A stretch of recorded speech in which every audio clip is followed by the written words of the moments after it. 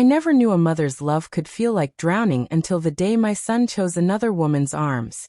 Valerie Whitfield woke up in a private hospital room in Lagos, the metallic taste of blood and antiseptic still thick on her tongue. Her body ached from the emergency C-section, but her heart felt heavier. Raymond stood by the window, cradling their newborn with a gentle smile that once made her believe in forever. "Our boy," he whispered, placing the tiny bundle in her arms. Dylan cried immediately, his little face scrunched up, body stiff against her chest. The nurses said it was normal. Her mother smiled through happy tears. Her best friend Trina clicked photos. And Sandra, the soft-spoken nanny Raymond had hired weeks earlier, watched with calm, knowing eyes. From that very first week, Dylan preferred Sandra. He fell silent when she sang old Yoruba lullabies in her warm, honeyed voice. He giggled wildly when Raymond swung him high toward the ceiling. But when Valerie reached for him, he turned his face away, offering only polite tolerance, like a child performing for an audience he didn't quite trust. She told herself it was postpartum depression. She told herself she was too busy building an empire. She told herself every mother felt this invisible wall sometimes. She was lying to herself. 5 years slipped by in a blur of boardrooms, red-eye flights, and forced smiles. One golden Lagos evening, Valerie stood on the marble steps of their Ikoyi mansion, watching Dylan pedal his bright red bicycle down the driveway. He wobbled, crashed, and burst into loud sobs. Scraped knees, trembling lips, tears streaming.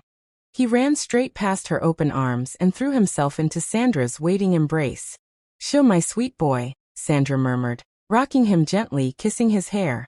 "Mummy's got you." Valerie's hands dropped uselessly to her sides. The sunset painted the sky in bleeding oranges and pinks, but all she could feel was the cold crack forming inside her chest. That night, alone in her walk-in closet, she pressed her forehead against the cool mirror and whispered to her reflection, "What am I doing wrong?" She never got an answer. The truth came on an ordinary Tuesday night, sharp as a knife between the ribs. Valerie had returned early from a trip to Abuja, slipping quietly through the back entrance, hoping to surprise her family. Instead, she heard voices floating from the living room. Raymond's low, satisfied laugh and Sandra's silky tone. "Don't worry, baby," Raymond said, the clink of whiskey on glass punctuating his words. "When Dylan turns 20, she steps down. She signs everything over. The companies, the houses, the foundation. By then she'll be left with nothing, and we'll finally have it all." Sandra laughed softly, a sound full of dark pride. "You're brilliant. Remember how I arranged that emergency C-section in the same hospital? Or how we swapped the babies while she was still unconscious? Not a single person suspected anything." Valerie stood frozen in the dark hallway, one hand pressed hard against the wall to keep herself upright. Her knees felt liquid. The world tilted. Dylan, the boy she had rocked through fevers, celebrated every small victory with, loved with every broken piece of her heart, was not hers. He belonged to Raymond and Sandra. They had stolen him at birth to hijack her empire. Raymond's voice continued, lazy and cruel. "Valerie is too smart to fight directly. That's why we had to be perfect. When he turns 20, I'll tell her the truth. Let her go searching for her real son at Bright Future Orphanage. If the boy even survived that place." Tears burned Valerie's eyes, but she refused to let them fall. She turned silently, walked back to her car, and drove into the humid Lagos night, the city lights blurring through the windshield like smeared memories. She didn't scream. She didn't cry in front of them. Instead, she did what she had always done best: she planned. The next morning, she called her best friend Trina with a steady voice. Set up a donation visit to Bright Future's children's home. Make it look completely normal. Then she pulled in David Alayinka, her sharpest lawyer, and together they walked into the orphanage as representatives of the Valor Foundation. Mrs. Hale, the director, was thrilled at the promise of new equipment. Old records were quietly pulled. DNA swabs were taken from 5 children born that same week. 3 days later, in a quiet lab overlooking the lagoon, David placed a single folder on the table. "His name is Vincent," he said gently. "He's yours." Valerie met her real son in a sunlit playroom that smelled of crayons and childhood dreams. He was 5 years old, small and serious, clutching a worn picture book about trains. When he looked up, she saw her own eyes staring back at her, curious, cautious, but full of quiet light. "Hello, Vincent," she said, her voice cracking just a little. "And Miss Pa. Do you like trains?" he asked softly. "I love them more than anything," she whispered. They sat on the colorful rug and read together every afternoon for a week. She learned he hummed when he felt nervous, and that no one had ever held him like he mattered. On the final day, she signed the papers, pulled him close, and kissed his forehead. "We're going on an adventure, my little engineer," she told him. "Just you and me." That same night, she told Raymond she had a sudden seminar in London. She kissed Dylan's sleeping cheek one last time, her heart shattering quietly, then drove to the orphanage. Vincent waited at the gate with a tiny backpack and his precious train book. They flew first class to London. He pressed his small face against the airplane window, eyes wide with wonder as the city lights sparkled below. "Are we going somewhere special?" he asked.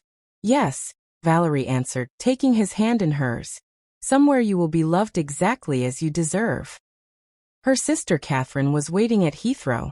She knelt down to Vincent's level, smiling warmly. Surat. I mantkete." For the first time, Vincent smiled back, a real, bright, trusting smile that broke something open inside Valerie. In the quiet warmth of Catherine's Notting Hill flat that night, Valerie told the whole painful truth. The hospital swap, the 5 years of loving the wrong child, the overheard betrayal, the DNA proof. Catherine listened with tears in her eyes, then pulled her into a tight hug. "I need you to raise him here," Valerie said, voice thick with emotion. "Love him like your own until the time is right. I have 15 years to fix this." Catherine nodded, wiping her eyes. "He's family now. We'll protect him." Valerie's plan was born from a mother's broken heart and a warrior's fire. Patience wrapped in steel.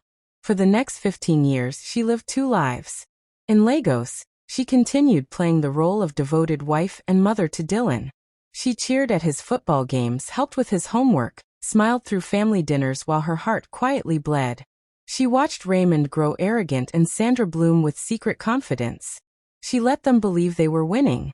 But every 3 months, she flew to London in secret. There, she watched Vincent grow into a kind, brilliant young man who loved building things and dreamed of connecting the world with bridges and rails. He started calling her Mum during their private video calls, and every time he said it, the cracks in her heart healed a little more. Raymond became careless. He bragged after drinking. Sandra's laughter echoed like victory. Dylan turned 20 on a bright March morning. That evening, Raymond called her into the study. He slid the divorce papers across the desk with a smug smile. "You were only a stepping stone, Valerie. The boy you raised is ours. Now go look for your real child at that orphanage, if he's still alive." Sandra stood behind him, chin high. Dylan watched from the doorway, confused and loyal to the only parents he had ever known. Valerie looked at the papers, then at the man she once loved. Her voice was quiet, but it carried the weight of 20 years.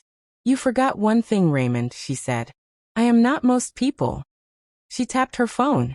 The hidden projector came alive. Old hospital footage played in crisp detail, Raymond and Sandra swapping the babies while she lay unconscious. Their voices filled the room with every cruel plan. Then came the DNA results, Vincent's school records, and finally, a live video from London. Vincent, now 20, sat beside Aunt Kathy. He looked straight into the camera with her eyes and said softly, "Hello, Father. I've been waiting for this day." Raymond's face went pale. Sandra gripped the chair. Valerie stood tall, tears glistening but not falling. "While you stole my son, I protected my real one. Every company is now an unbreakable trust you can never touch. Dylan is legally yours, congratulations. He gets nothing from me. Vincent has been my heir since the day I found him. The empire you tried to steal was never yours to take." She looked at Dylan, her voice softening with real pain. "I loved you with everything I had, even when you weren't mine. But love isn't blind." Security entered quietly and escorted Raymond and Sandra away. Dylan stood there, stunned, tears in his eyes. Valerie walked over and touched his cheek one last time. "I hope you find your own way, Dylan. I really do." Then she left the mansion for the last time. The Lagos night wrapped around her like an old friend. Horns honking, music playing, street vendors calling out. In her pocket was a one-way ticket to London. Vincent would be waiting at the airport tomorrow. Later, on her private jet cutting through the dark sky, Valerie opened the latest letter from Vincent. Mum, today I designed a bridge that could connect 2 countries. I thought of how you crossed oceans just to find me. I can't wait to show you. She pressed the letter to her chest, tears finally falling freely.